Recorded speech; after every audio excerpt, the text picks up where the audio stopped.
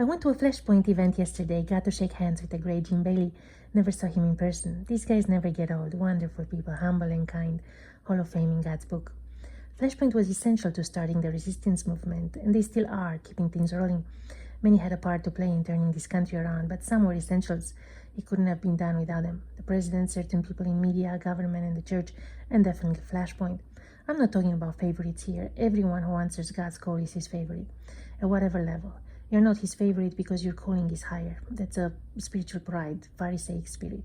The widow who gave 2 pence had the same favor with God as Elijah the prophet.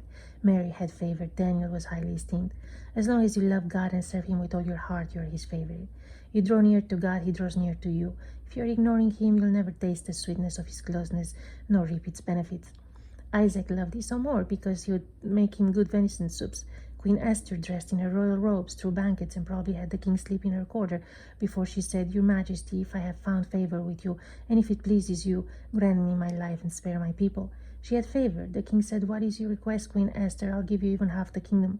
Here is a good lesson for many wives. Dress pretty, cook some good food, and you'll have favor. But I got to rein in my horses here. I want to share with you a few things I learned at this amazing Flashpoint event. Truth is not afraid of the lies. That's why only truth gets censored.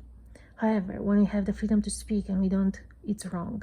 We must stand up for truth in this country. We are America first, not America only, because God called this country to launch the gospel into all the world. America has favor with God because of its evangelical heritage. The president's enemies should read the Bible. God called Moses, an 80-year-old man, to set his people free. Whosoever grumbled against him, the earth ate them up. We should be Christians first, conservatives second.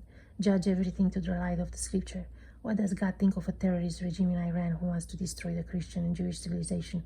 God is the best AI, authentic intelligence. Sharia law says become a Muslim or die. Halal meat is sacrificed to Allah. It's not the same with kosher or vegan.